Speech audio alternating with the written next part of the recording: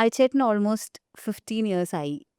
16th year ആണിത് അല്ലേ? Covid കൊണ്ടുപോയി ആൻഡ് കോവിഡ് കൊണ്ടുപോയി കൊണ്ടുപോയി കുറച്ച്. അതർവൈസ് ഞാൻ പറയണത് ഒരു 160ൽ കൂടുതൽ പ്രൊജക്ട്സിന്റെ ഭാഗമായിട്ടുണ്ട് എന്നാണ് വിക്കിപീഡിയ പറയണേ.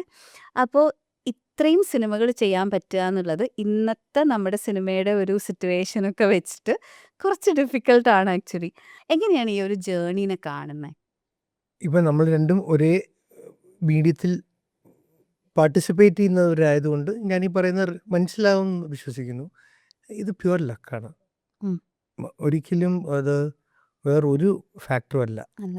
ജോലി കിട്ടുക എന്ന് പറയുന്നത്, ഞാൻ ഈശ്വരൻ വിശ്വാസി ആയതുകൊണ്ട് തന്നെ അത് പൂർണ്ണമായിട്ടും അവിടുത്തെ ഒരു തീരുമാനമായിട്ടേ ഞാൻ അതിനെ കാണാറുള്ളൂ. നമുക്ക് ജോലി തരണം എന്ന മേളിൽ നിന്നൊരു തീരുമാനം, ഇപ്പം ഇത് എതിരഭിപ്രായമുള്ളവരുണ്ടാവാം. ഉണ്ടാവാം. അതൊക്കെ അവരുടെ വിശ്വാസത്തെയും അവരുടെ ഇതിനെയും ഞാൻ വിട്ടുകൊടുക്കുന്നു. എൻ്റെ വിശ്വാസത്തിൽ അത് പൂർണ്ണമായിട്ടും അതുകൊണ്ട് മാത്രം കിട്ടുന്ന കാര്യം.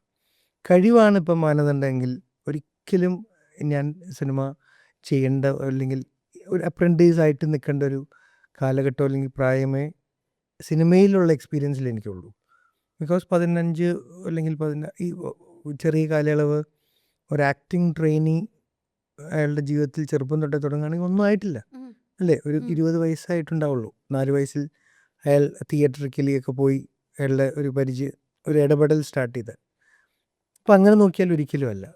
കഴിവുള്ള ഒരുപാട് പേര് പുറത്തുണ്ട്. അതുകൊണ്ട് തന്നെ ഞാൻ വിശ്വസിക്കുന്നത് ഈ ഫാക്ടറല്ല. സിനിമ കിട്ടുക എന്നുള്ളത്, അല്ലെങ്കിൽ സിനിമ എന്ന് ഞാൻ പറയുന്നില്ല, ഞാൻ വെബ് സീരീസ് ചെയ്തിട്ടുണ്ട്, സീരിയൽ ചെയ്തിട്ടുണ്ട്, ഷോർട്ട് ഫിലിം ചെയ്തിട്ടുണ്ട്, പരസ്യം ചെയ്യുന്നുണ്ട്.